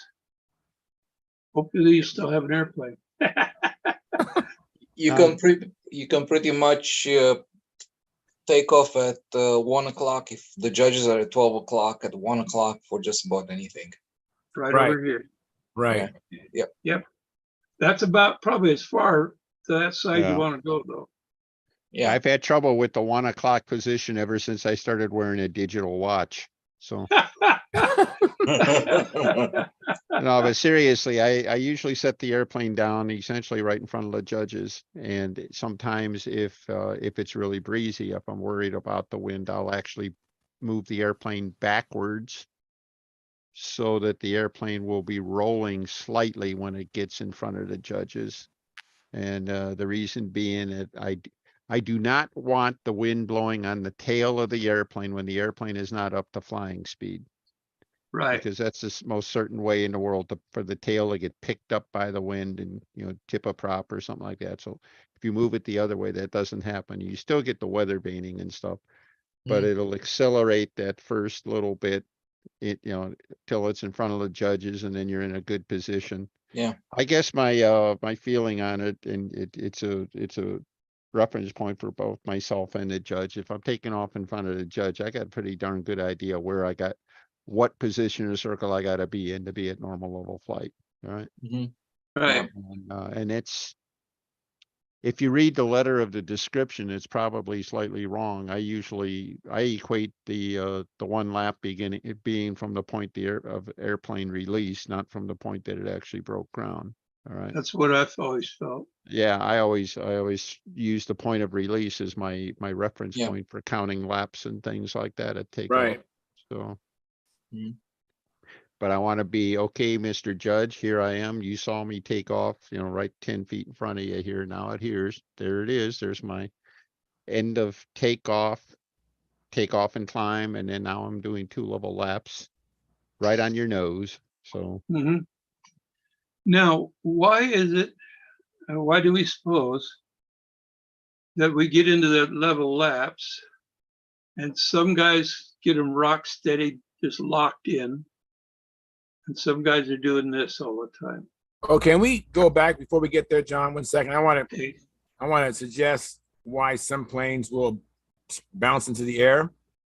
Some people, I mean, there's a lot of things that we did as kids when we was flying, and then we never outgrew it, or no one ever corrected us. Okay, so when I was a kid, I always thought that you wanted to have the plane roll out tangent to the circle to roll out. But the problem with the wheels, if you take your plane down your driveway and roll it, if it rolls to the right, what the problem is the plane gets captured and it can't go anywhere but up. That's why some planes will just leap into the air because the plane is trying to get outside the circle. And I didn't learn that until I visited Bob Whiteley, and Bob Whiteley trimmed my Strega so that it actually would have a gentle roll into the circle. And he just had me just be prepared to step back as the plane's taking off, and it didn't leap into the air like it did previously. So that might be just one reason why planes Good leap point. into the air. Even though you're trying to hold it down, it'll just leap in the air because it's captured and it's trying to get out of the circle. I think Good point. what you're trying to explain over there is that you have the drag on the 2 wheels, right? And because they cant your plane on some angle, your lead outs are like this, right? And all of a sudden, as you take off, they're gonna snap back to normal, right? that's a good Whatever point. the normal position is. So this slight movement back and forth is as if you give it a little bit of up and down. But that's because the wheels turn the plane on the outside, and you have your lead outs are lagging behind a little bit. Yeah, I I mean, buy your that. your lines are lagging behind a little bit, right? And all of a sudden, as it catches in the air, they go, bam, go back to normal where it's in normal flying position. So yeah, I'm buying that. That's Yeah. definitely a good point. We Okay, welcome no, that's a Steve, the good original point. Steve Smith. Thank you for coming in, Steve. Appreciate it. We're talking about takeoff and level flight. So we have a NATS judge with us here presently, and your input is greatly appreciated, Steve. Well, I'm going to Okay. ask him point blank, to John's point earlier. Steve, in your estimation, if you see a pilot taking off and if you see that the inboard wheel has lifted off slightly before the outboard wheel, do you note that as a scorable error? Usually we cannot see that, so no. Sorry, Yeah, but there isn't anything, there's nothing in the black and white nothing in the text that we rule could book that see says that. said that. But, and then John was making a point, well, gee, maybe it looks better one way or than the other, but It's impression. yeah. Yeah. No, to see that, what, 120 feet away? No. Well, it depends, Steve, where he starts his takeoff roll. If he starts his takeoff roll right in front of the judges or just before the judges, the Yeah, airplane is now going away from it, and you can see that gear. yes. Okay, To a- now if you to a got two degree, pilots, but if you got two now, pilots, that's less that's less important than when both wheels are off the ground right, and that slow right. climb to level flight. That's Right. much more important I because agree. most pilots get to level flight well before a lap. Consider this for thinking about it. I know this doesn't happen often, but it's just one of those things. So you have two pilots of pretty much equal ability. They would be flying within a point or half a point of each other. You know, they're so close. And one takes off, and you could see when the wheels break the ground. One, the wheels both break at the same time. The other one, the inboard breaks first. Would that impression make any difference? No, because I'm not comparing one flight to another. I'm judging each flight separately. Right. Well, I May or stand. may not, it may or may not affect the total. Well, I may stand corrected on this, but on the other hand, I myself would prefer to fly to where I didn't offer that choice to the judge. John, there's one more angle on the whole thing, and you heard Steve say, you know, he could be up to 120 feet away from the airplane. Yeah. You could get into a position where you might notice it on one airplane. You can't tell on another airplane, depending on where it took off, where it was in a circle. If the airplane, you know, if that wheel is lifting off, I mean, literally the closest point to this in the circle directly in front of the judge, he's got an absolutely terrible angle to see it. You know, Yeah, he'll only see I it don't if it's think I've like ever 90 degrees. seen Yeah. that. Yeah, so I don't Well- know. And it, you know, it was like, gee, I saw it on this guy, but I didn't see it on that guy. So this one was better than that one. I don't think so, No. you know, No, so I don't compare. I'm not Well- gonna dispute that it looks better when the airplane comes off the ground as smoothly as possible, but Mhm. Yeah. there may be bigger fish to fry. Let's put it that way. So Well, Yeah, the best takeoffs that I have seen, I can't even tell that the wheels have left the ground. Wow. Yeah. mhm. right. That's when they're really smooth and All right, yeah, I've noticed when the inboard comes off, you know when the inboard comes off. At least you do what the handle, you know when the inboard wheel is up. Yeah. the pilot can tell, maybe, but usually the judges can't. I just myself, when I fly it, I'll make concession to what you're saying and say, you know, like all of this, fly it the way you like it. But if I couldn't do it, if I feel better flying it, trying to get them to break at the same time, try to get that takeoff as smooth as I can, I don't have to worry about whether I botched the takeoff a little bit, because I've seen guys flying that were very closely matched, and some judges watch it very closely because they know how closely matched they are. Well, I'm So- sure they're all watching it very closely, especially Yes. if they're closely matched And- and everything like and- that. But it's like there's some things, you know, the judges may be all powerful, but they're not infallible on that. No. right? So- Yeah. And there's a lot more to that maneuver. yes. You've got the climb to Yep. level flight within one lap, not more, not less. And you have 2 more laps of Well, and I level was just flight. getting to those things, that part there, Steve. Yeah, We'll go back to when the airplane breaks ground, whether you standing up and the inboard wheels coming off first or not. We won't worry about that then. But when you want to bring it up smooth, just like Trayan said, you don't move your wrist, you just raise your arm a little bit. Since I'm down in a crouch, because I want both wheels to come off at the same time, I just stand up. Same thing. And you get a very smooth liftoff if you do it right. but You can if hardly you tell it's stand up left the too ground. soon, you may be at level flight before the full lap. Well, let's go back. I can't do it. I absolutely cannot do it. I'm always up to level flight in half a lap.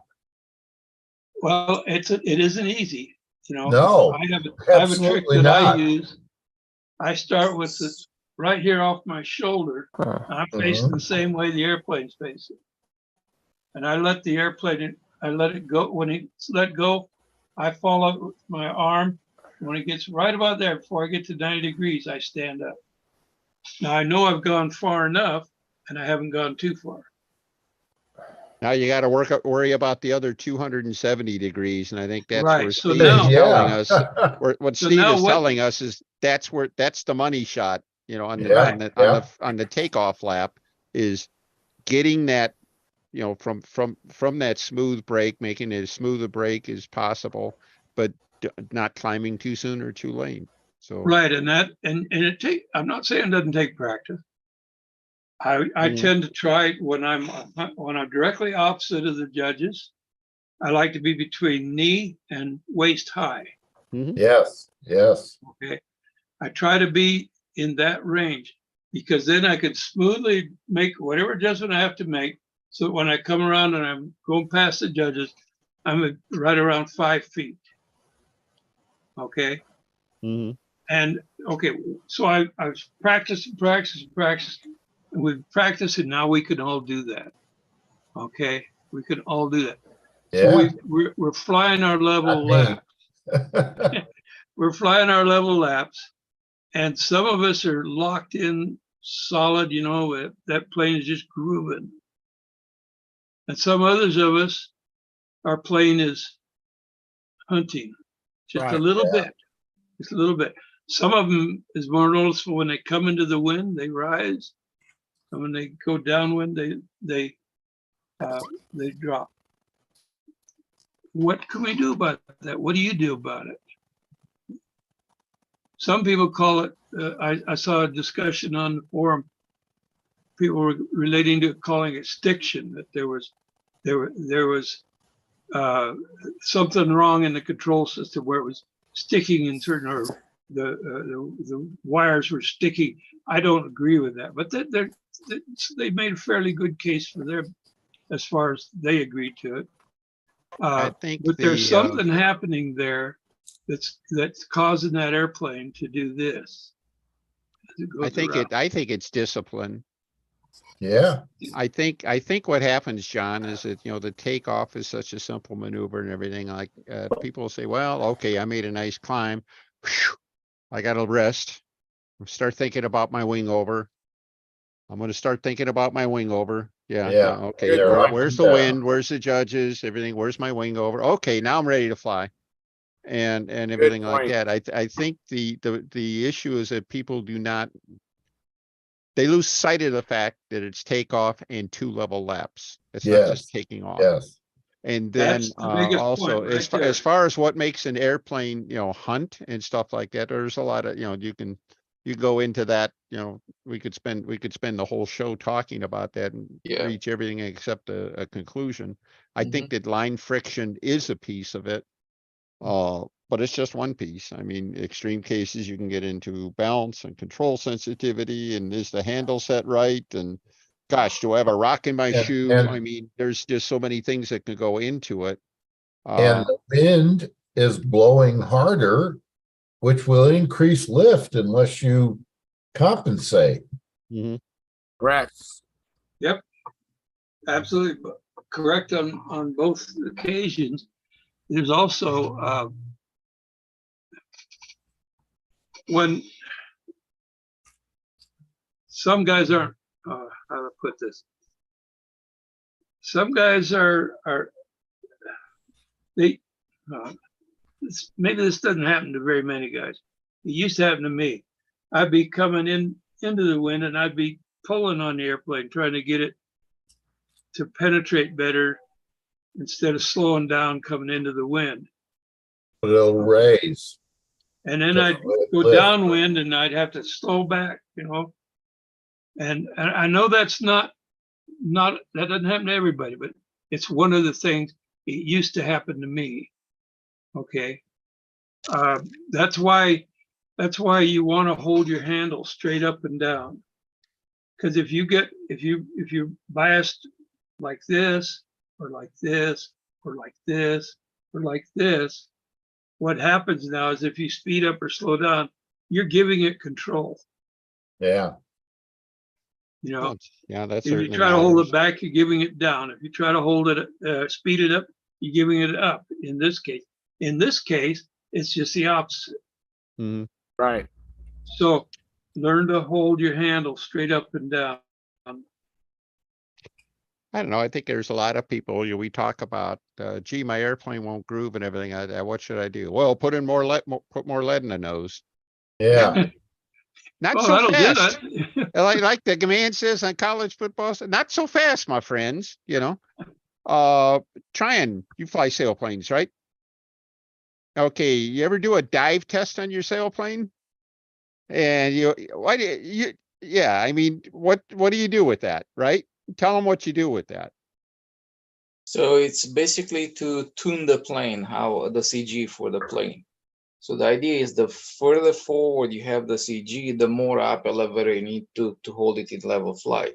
So when you put the nose down and allow the plane to accelerate, that elevator, because it has a little up in it, is going to take over more and more. And it's going to push the nose back up to recover, right?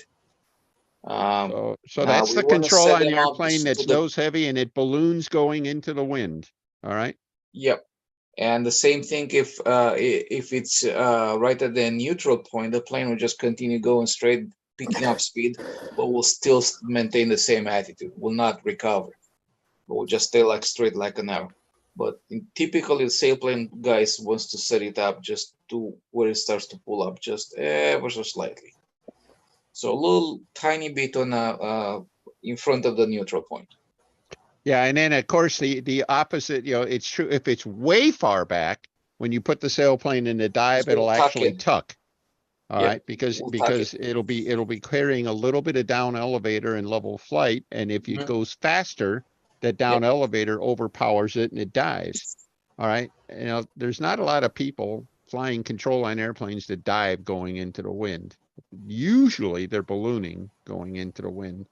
That's Yep. because we've trained ourselves to make that thing nose heavy, and so it'll groove and stuff. Be careful what you wish for. All right. That also, that Dennis, that in our control line world, it also assumes that if you have surface area equal surface area in front of the center of pressure, I mean the lateral center pressure versus behind the lateral center pressure, right? Because then when you come into the wind, they both push equally, right? Mm-hmm. Right. But we usually have more towards the tail. Right. So because the lateral center pressure is behind the CG, the plane actually is not sitting like this as it flies. You go upwind, the tail is going to come in, right? You go downwind, tail is going to go up. So it's this cyclical, if these are the lines, Right. upwind tail goes towards the center, downwind is going to go outside the center, right? A little bit. Yep. So if you think about like this, it's just the same like your two lead out lines going here, but as you go in there, what does it do? Like one is shorter, the other one is longer. It's like you give it a little bit of up and down. A little bit of up or down. Yep. Yeah. Mm-hmm. So that's also in the design of the plane. I mean, we're talking design of the plane now, right? Mm-hmm. And that's a different thing. Now I kind of encourage that. I mean, I'd rather have a little bit of issue with the level flights, but I have an easier time in flying into the wind, because as you go upwind and your plane is like that, it's going to help you out a little bit, right? But if you're downwind and the wind is blowing hard and the nose comes in, it's going to release that hard line tension that you see usually, Mm-hmm. right? If the Yeah, I plane will don't be know. balanced, will all push out, right? But I if don't it's know if I've ever had one that extreme, misbalancing area. Certainly not a lot with the area up front, but you're dead on Yeah. target. It's more likely to be we got a In big a fin back, on it or something like that. yeah. But So, that's what I've noticed in Mhm. revolutions when you fly in the wind. It's not pulling excessively. That's because my center of pressures, I have a lot of area behind in the backside, right? So it pushes the nose in a little bit. So even though the wing pulls it hard, so it makes it pull my arms out, right? Because of that little slight nose in attitude, it's pulling almost the same as in normal conditions without maybe a little bit more, you know, but it's fine. Yeah. Okay. So Okay, what it's a else lot could of- cause it's a the lot of airplane? trade-off everywhere. What else could, I'm sorry, I cut off your last thing. And I'm No, I sorry, said it's- Charles, it's I'm getting full of myself, so I Oh, it's all apologize. right. It's all right. We're on a Yeah, I don't have a snack to munch on, so, all right, what else would happen on those 2-level laps that make people, you know, lose their, you know, lose their cool, all right? What else can go wrong there? Well, you know what? One thing I wanted to say, I wish Joe Gilbert was here because he says it really precise. But I'd want to verify that if I'm getting any porpoising on that level upright flight, I'd want the plane. I want to see how it performs when it's flying inverted. If it does the same, then that's okay. But if I find that it doesn't do any porpoising inverted, and all my porpoising is predominantly is when it's upright, I need to fix something. There's something asymmetrical. Usually, as I had an issue with my SV11 about a month ago, I was finding that in level flight, right after takeoff, my plane was porpoising. But then later on, when I did inverted flight, it was non-existent. And I made an adjustment with the elevator. I'm trying to remember what I did. Either you put in positive stab angle or a little down elevator. I probably gonna gave get it to down that. elevator, and then it neutralized it, so it flew the same, whether it was upright or inverted. So that's one thing I would encourage people to make sure, identify that it flies the same, and then that'll help with that part. We're all familiar with the tests and that Dave Fitzgerald did on his airplane, where he did several things with the stab and the elevators and that. But one of the things that came out of it was a slightly positive stab or a slightly down elevator helped a lot. Whether it was locking it up, cross control a little bit to where the controls were balanced at a, you know, what I'm not exactly sure. What I have my own ideas what I do, but he found that cured a lot of problems for him, and level flight was one of them. And now, according to Bob Whiteley, and I've used this a lot, and it works for me. It may not work for you guys, but it works for me. And that is, I put 1.5 to 2 degrees of down thrust in the thrust line. And see, part of this, the reasoning was porpoising was you upright, but inverted it wasn't. Okay, you had up thrust in there, a little bit of up thrust. Okay. So now upside down, you had a little down thrust, just enough to it help stabilize it from the porpoising. But here it was trying to bring the nose up all the time.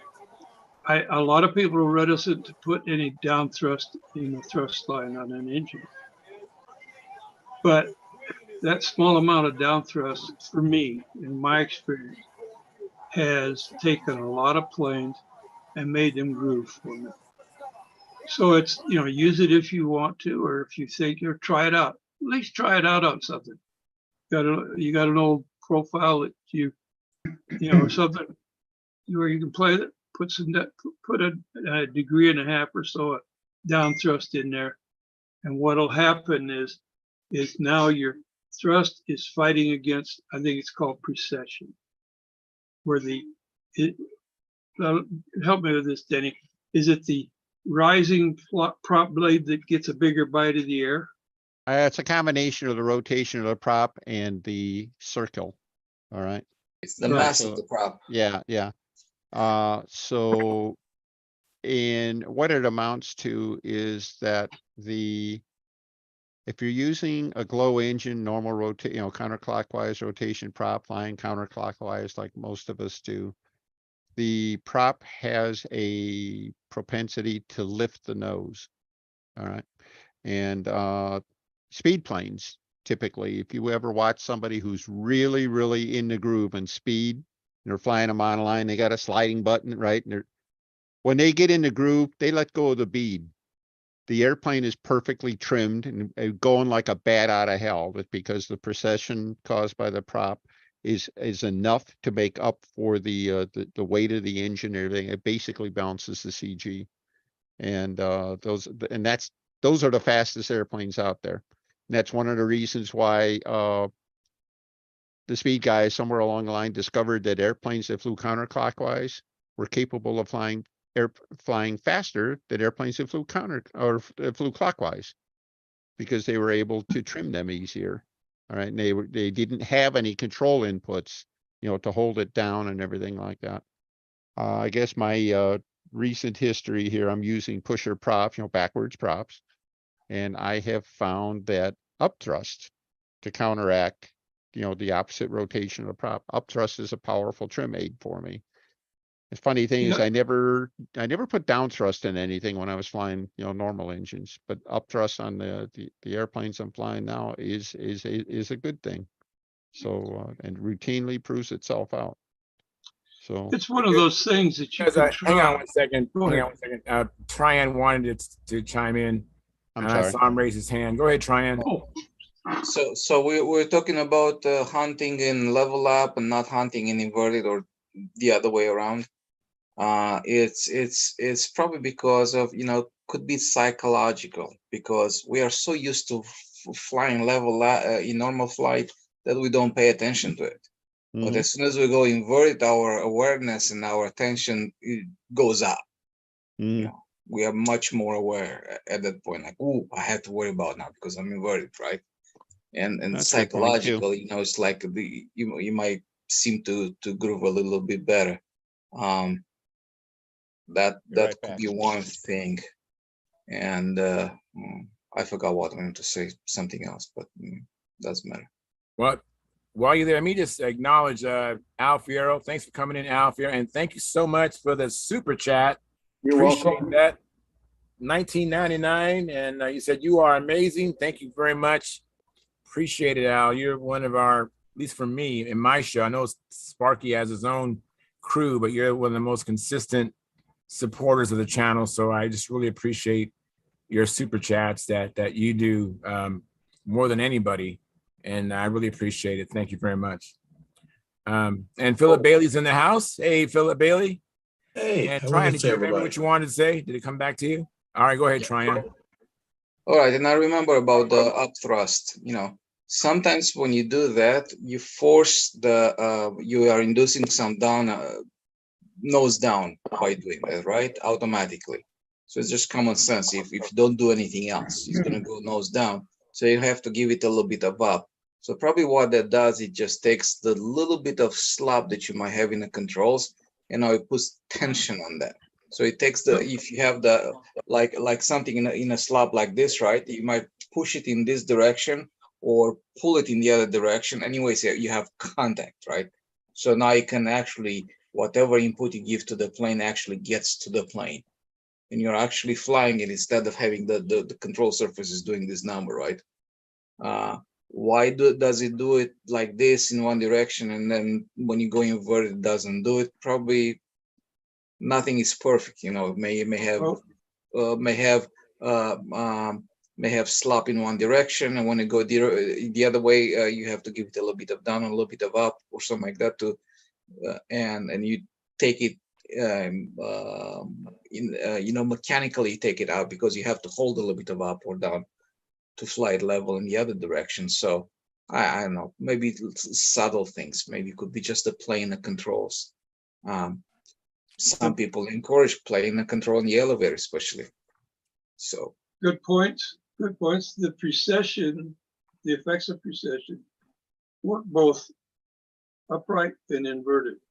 Inverted, yeah, without you go opposite direction. inverted, it wants to drop the nose, it wants to pull the nose down. Right side up, it wants to pull the nose up. Yes.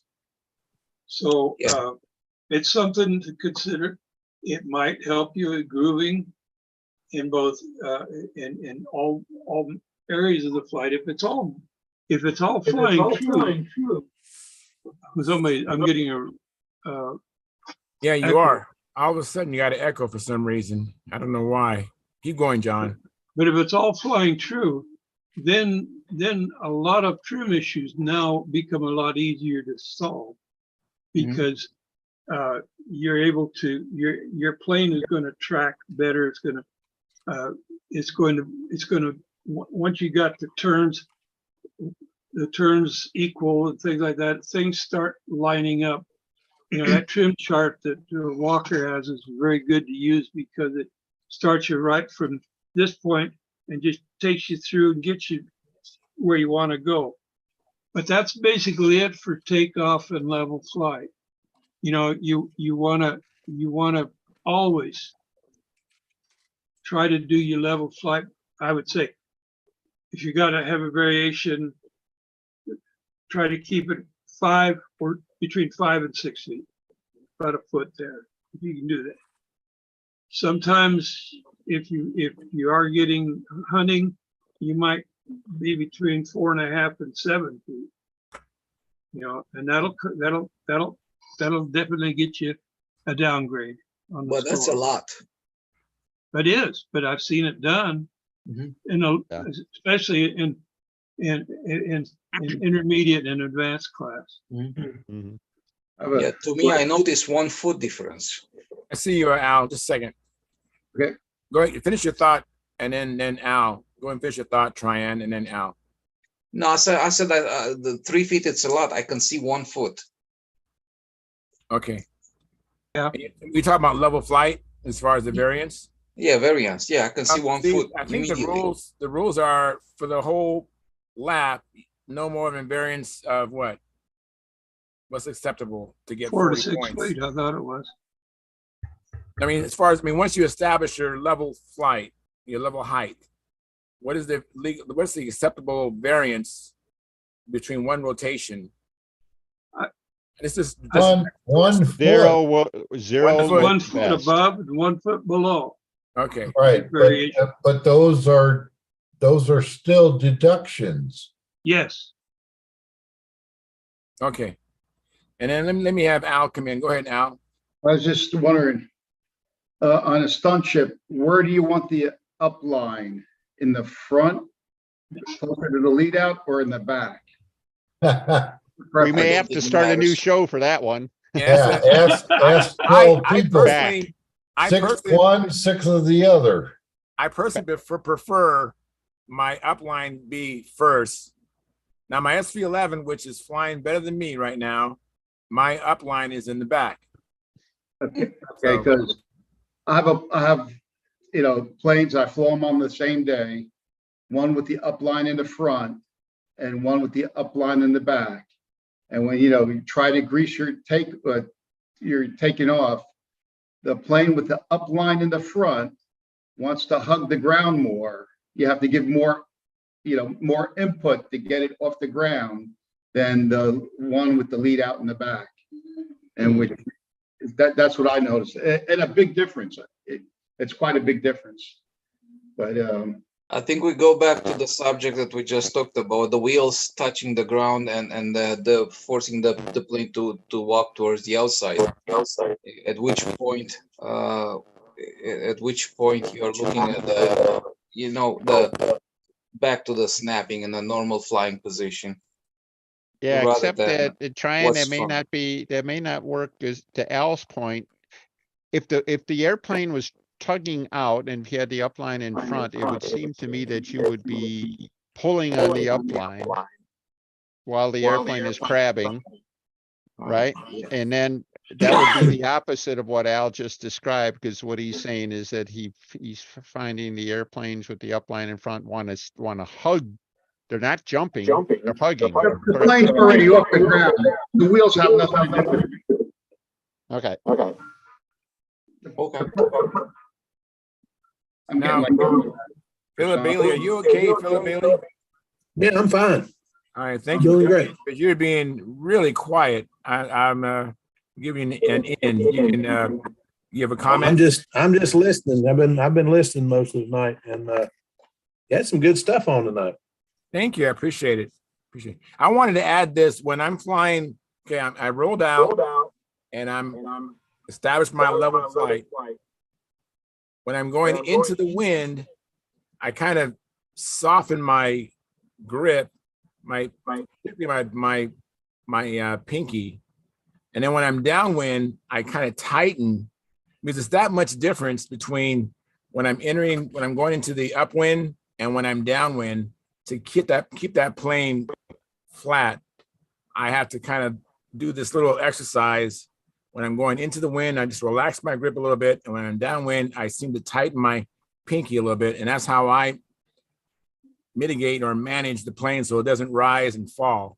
I don't always succeed at, but that's how I do it. It's that small of a difference in keeping the plane flat. That's just for me, my personal experience. That's how I've done it. Cool. Makes a big difference. I've never noticed it being a big difference. You don't really move your hand. You just change your grip a little bit. But you're right. It's like tightening up on your little finger and then letting off on it. But yeah, that's right. It don't take a whole lot. Very little. You almost think about it and the plane will rise. You got to be careful. Okay, I wanted to go back to what Al was saying. He shared what he observed with front line up, front line back, and things like that. And I guess turn it around a little bit. Has anybody else ever noticed any kind of a feedback that way, one side or one kind of airplane versus the other? I haven't noticed, back in the old days when we had a 3-inch bell crank and the lead outs were 3 inches apart at the wingtip, you'd notice a big difference. But now that we've got adjustable lead outs and they're about anywhere between an inch to an inch and a half apart, there's not a whole lot of difference. Though I prefer having my bell crank reversed.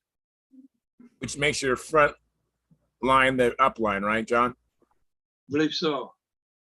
Okay. I mean, I forget which way I did test it. Like I held my handle level and I had the plane on the ground with the, like level. And then I had somebody pick up the plane to see what the elevator would do. I forgot which way it went, but I know it was, there was more up input with the. Okay, so you did basically a static test on the ground, Yes. seeing how the elevator moved when he raised the airplane? Right. Okay. And it That's interesting. the line in the back, made, put more of an up input into the plane. I was just wondering if anybody else noticed that same thing. I don't have enough. I haven't done enough back to back to ever notice that. That might be something. Yeah, I just I don't noticed that when think I do have my a single airplane with the. I know I have one airplane left with the lead out and up line in front. So Because I was just flying the other day and I was, trying to get it off real nice. And I know my Vector, I had to put a lot less input, the lead outs in the back than the Jaguar. But, when they're at level flight, everything feels the same, really close. But just getting it off the ground, it's, I noticed a difference. okay. Hey, Charles, I'd like to interject. Steve, are you in Houston right now? No, I did not go to Oh, the okay. trials. Okay.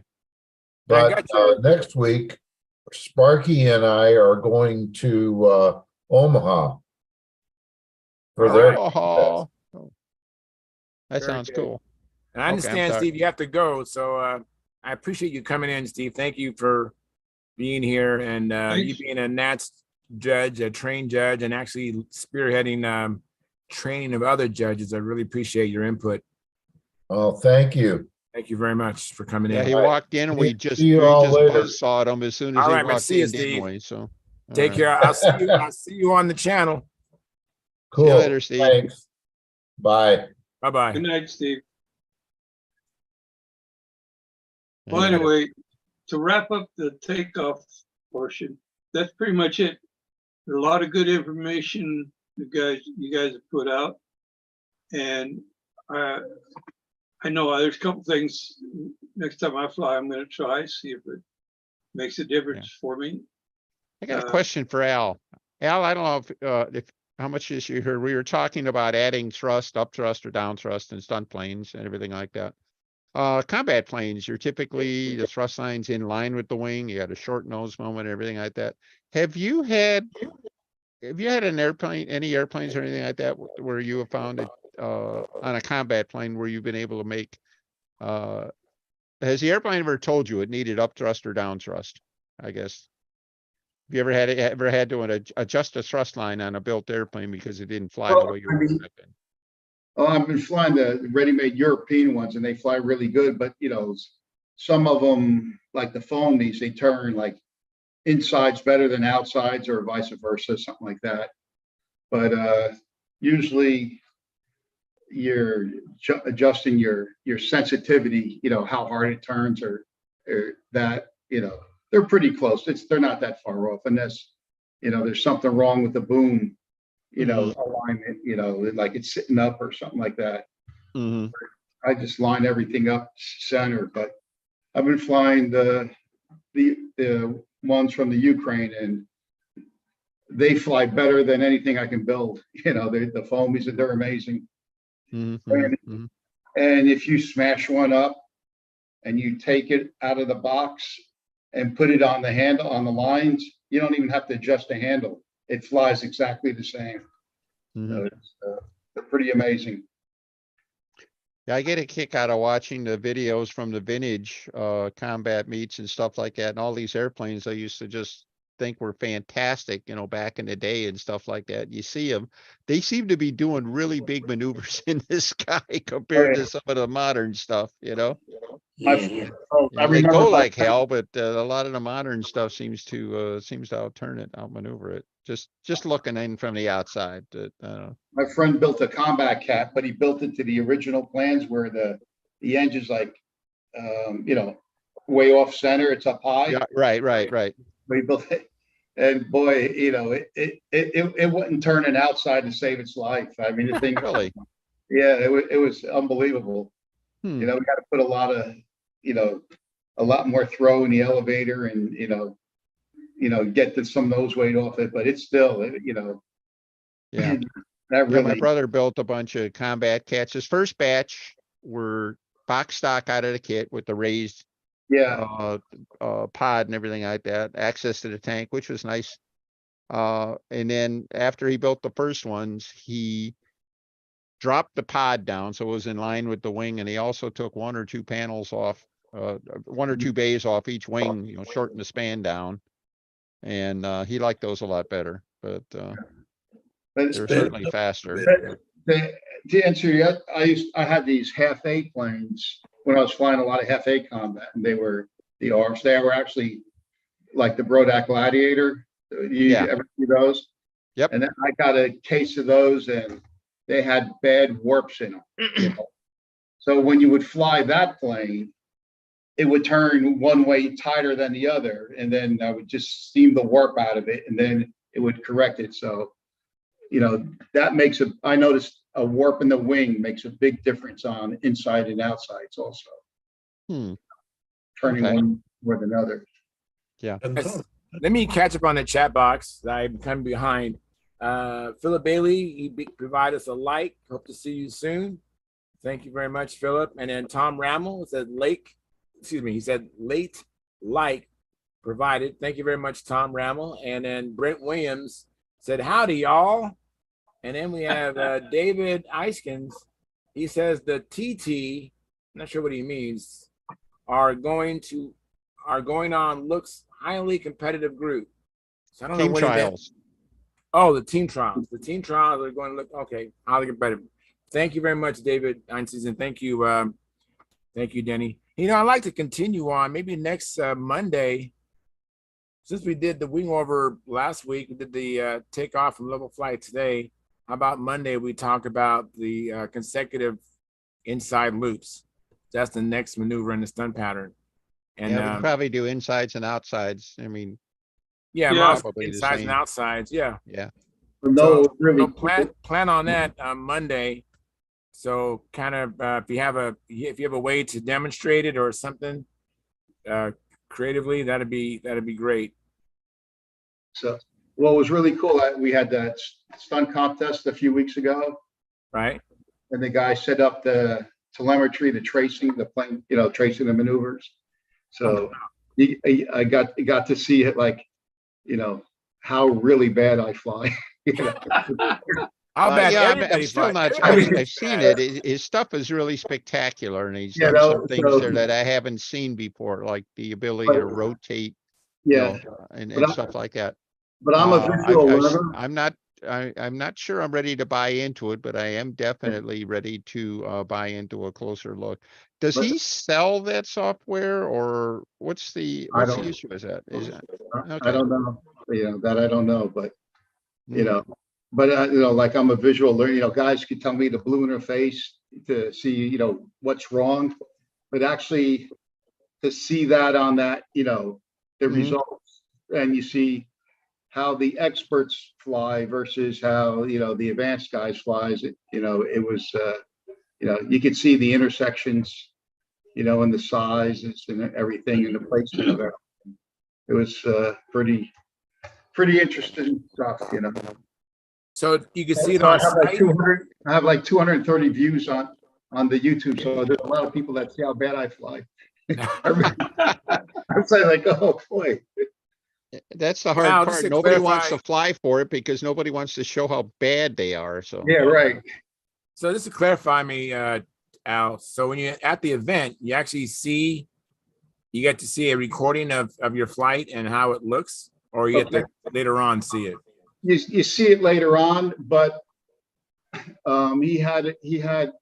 he's at one screen, and then he has a satellite screen for the spectators to watch. Like, you can watch it. So I could watch my friend's flight, or, like, if you were flying, I could see your flight, on the screen. Oh, wow. Real time? Real time? Yeah. Wow. You can't, I could see it, but for it to get the replay, he won't replay it right away because he's busy. He's, it's back to back to back. He did the expert flyers 2 days, and then on the second day he did the advanced flyer and experts again. So You want to Yeah. share your video just to give it a taste of what we're talking about? it's on YouTube. Yeah, you want to share it? I don't.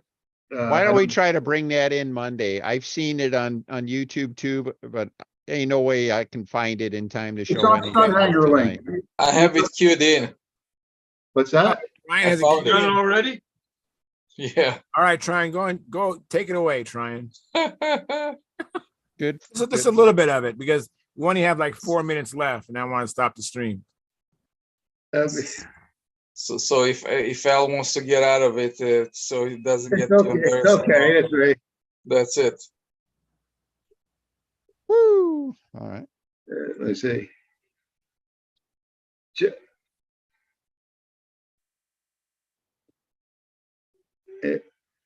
You got no audio. That's all right. Takes a little less bandwidth that way. Okay.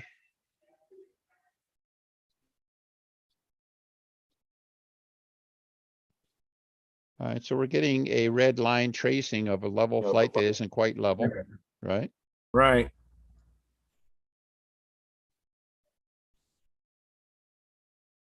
Yeah, the red line is the. That's pretty cool. Yeah. So our audience can see that, and that is cool. Wow. That's not too bad, Al. Yeah, it's too high. It's too, Big high. One of the, the judges told me, he said, well, the intersections were good. He said, basically, I said, I have to bring my stuff way down. But I've been working with that Tiger 46 so much that I actually haven't flown this plane that much. So Yeah, it makes a big difference. yeah. What And model, is it? what and I- model and plane is this? it's a Vector with a Gardner 46. Nice.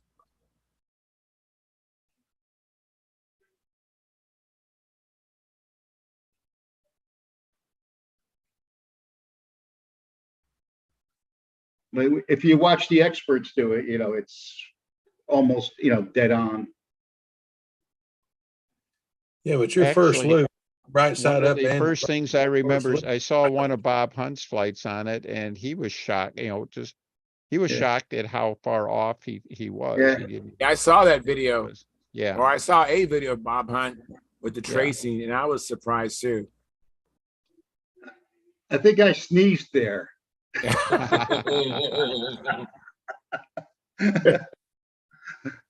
have bad Well, allergies. I was sneezing a lot. Well, let's see the Doesn't look like you could triangles. say the sun was in your eyes. Yeah, right. Oh, that's on the next maneuver. Yeah, the sun was in my eyes there. Yeah. Everybody does that on a triangle. Yeah. The top corner is so soft, then you have no triangle, and I have a letter D over there. You have flat-sided loop is what you wind up with. And we're at the side, so we really have a terrible view of it. We really are out of position. Well, I think that's what I like about the software is you see he's projected the maneuver on a hemisphere, but he's Yeah. also rotating it around to try to correct for where the maneuver's actually flown and stuff. And I think that's helpful. Yeah, that is. So try and go ahead and stop I'm going to end the live stream. And I just wanted to show our audience what we're talking about. That's a neat tool. That is a very neat tool.